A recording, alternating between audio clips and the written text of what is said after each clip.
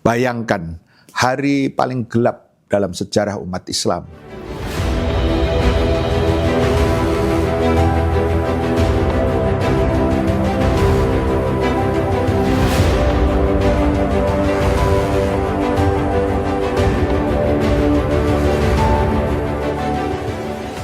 Hari itu Madinah tidak seperti biasanya.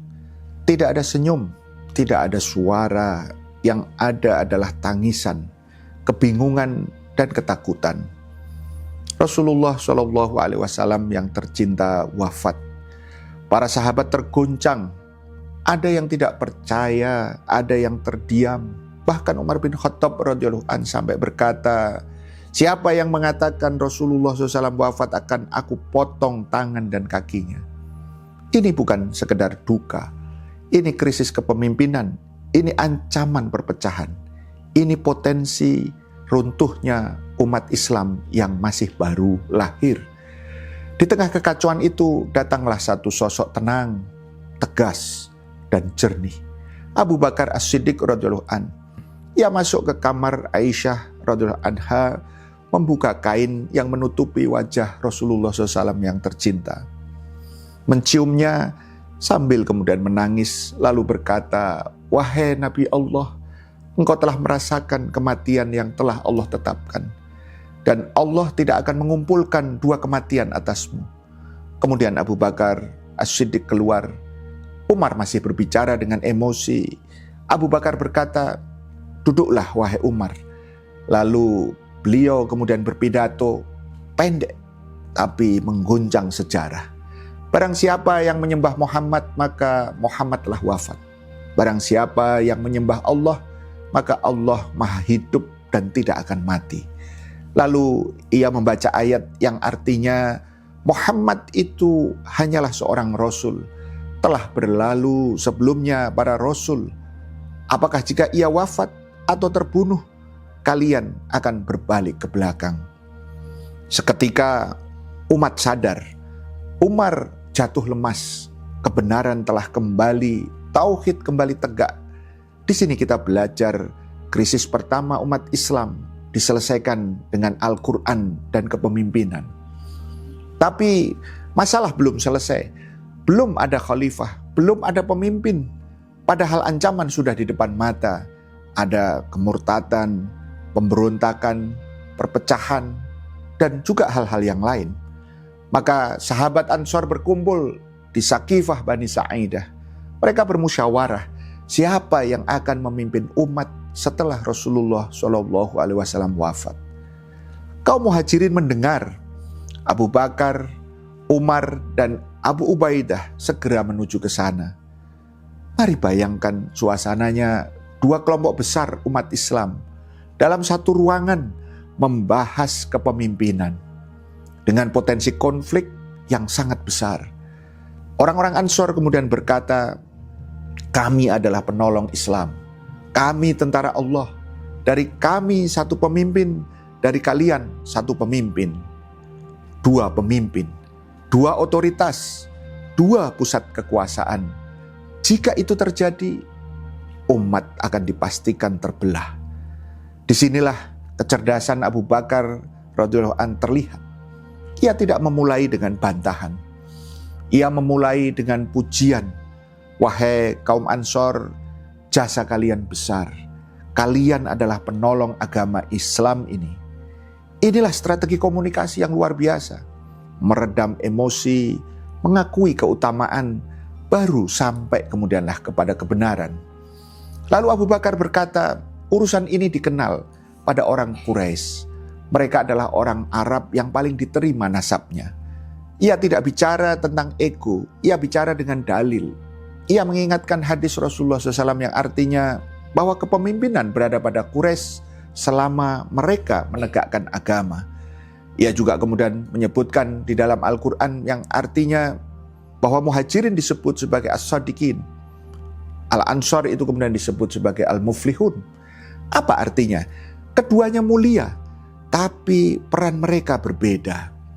Muhajirin sebagai pemimpin dan kaum Ansor sebagai penolong dan wazirnya. Lalu Abu Bakar melakukan hal yang mengejutkan. ia tidak mencalonkan dirinya.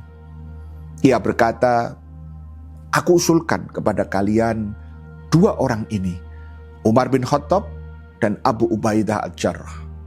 Ini bukti kezuhudan. Dia tidak haus kekuasaan. Tetapi Umar justru berkata, demi Allah, aku lebih baik dipenggal daripada kemudian menjadi pemimpin sementara kemudian Abu Bakar masih ada. Lalu Umar kemudian berdiri dan memegang tangan Abu Bakar dan kemudian membaiatnya. Kaum Muhajirin mengikuti, kaum Ansor juga kemudian mengikuti. Tanpa perang, tanpa darah, tanpa konflik. Dan ini adalah salah satu transisi kekuasaan paling damai dalam sejarah.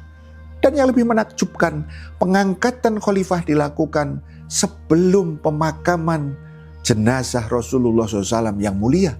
Kenapa?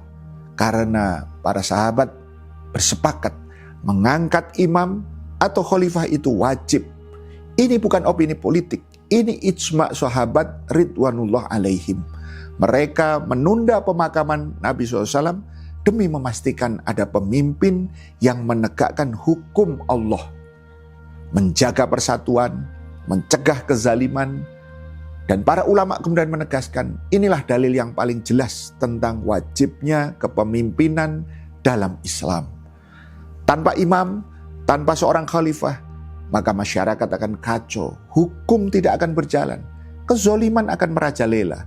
Maka Abu Bakar As-Siddiq menerima jabatan itu bukan karena ambisi, tapi karena takut fitnah. Dia berkata, demi Allah, aku tidak akan pernah menginginkan kepemimpinan ini. Aku menerimanya karena takut terjadi perpecahan. Bahkan beliau pernah berkata, andai saat itu aku lemparkan urusan ini kepada Umar dan Abu Ubaidah, aku cukup menjadi wazir saja. Inilah pemimpin sejati, tidak mencari jabatan, tapi siap memikul amanah. Dan satu fakta penting, tidak terjadi perpecahan di antara kaum Muhajirin dan Ansor. Ansor justru menjadi pasukan terdepan dalam memerangi kaum murtad dan menegakkan kekhalifahan Abu Bakar. Artinya, Sakifah bukan konflik. Sakifah adalah solusi, bukan perebutan kekuasaan, tetapi musyawarah untuk menjaga kesatuan umat. Dari peristiwa ini, kita belajar 3 hal. Yang pertama, krisis harus diselesaikan dengan ilmu, dalil, dan ketenangan.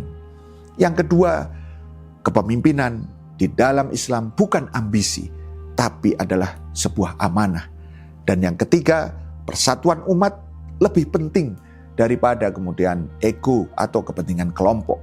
Dan yang paling penting, para sahabat sepakat bahwa umat ini harus punya pemimpin, karena tanpa pemimpin, syariat tidak bisa kemudian ditegakkan, keadilan tidak bisa dijaga, dan umat akan tercerai-berai.